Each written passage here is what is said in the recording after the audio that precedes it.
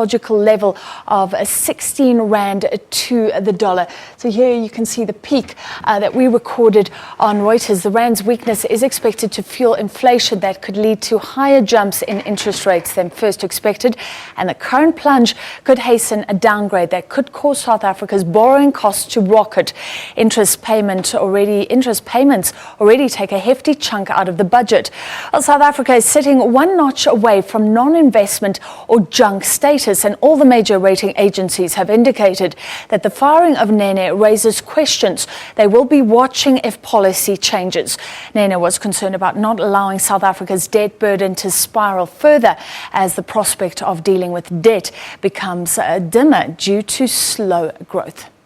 Now, Minister in the Presidency, Jeff Radebe, says Cabinet wasn't consulted about the redeployment of Finance Minister Nhlanhla Nene. Radebe announced the outcomes of a special Cabinet meeting in Pretoria today. News of Nene's removal from the top job in finance is a subject of public debate as the Rand continues to take that beating.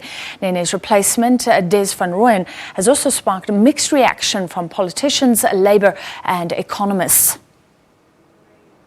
Cabinet did discuss the issue of the economy on Wednesday, including the report of the downgrade by Fitch and Standard & Poor. The former Minister of Finance gave an extensive presentation on these matters, but it was not concluded because there's a special meeting that is going to be convened on Tuesday, the 15th of December, by all clusters, in particular the economic cluster, to look at these matters in details. Well, let's look back at the turbulent economic week that was. The impact is still being felt on the markets. Nompo Sidibe filed this wrap-up. Economic surveys and data out this week painted a bleak picture. The FNB BER Consumer Confidence Index slid to -14 in the fourth quarter, while consumer inflation rose to 4.8%. It's still way below the upper end target of 6%, but there's a feeling that it's heading there and fast. I think with the drought means that we've got to import food. The weaker Rand going forward is going to make those food imports a lot more expensive than would have otherwise been the case. And I also think that we're in a period where we're unlikely to get any further petrol price or big petrol price relief. And under those circumstances, I think it's very clear that the inflation rate in South Africa will increase again. There are other real economic concerns. At the beginning of the week, Anglo American announced it's to reduce its mining assets from a current 55 to 25 over the medium term. Some 85,000 jobs will be affected.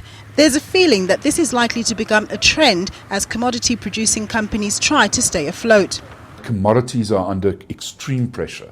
We have been lucky because one of the commodities that have fallen very quickly is the oil price, and it fell quicker than our currency. So we did have petrol price decreases.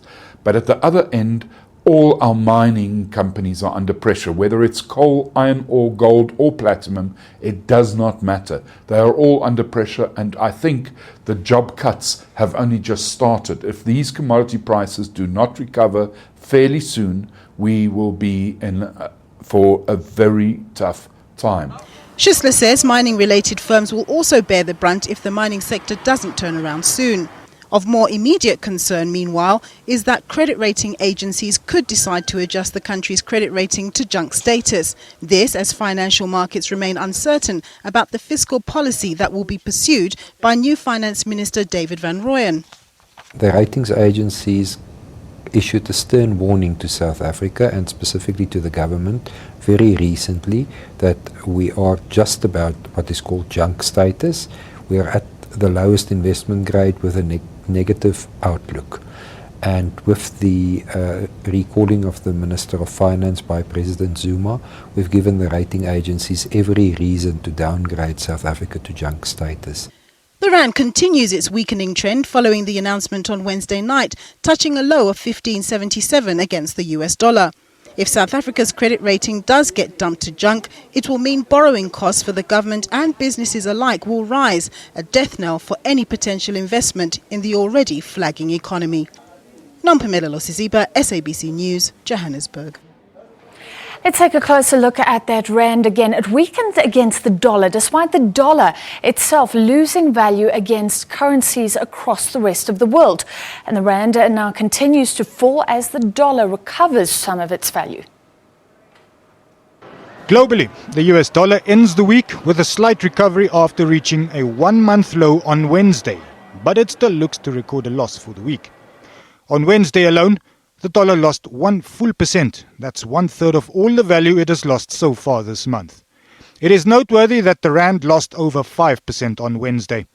It recovered slightly, but then gave up another 4.5% since Thursday morning, as the dollar strengthened again ahead of an expected interest rate hike in the US next week.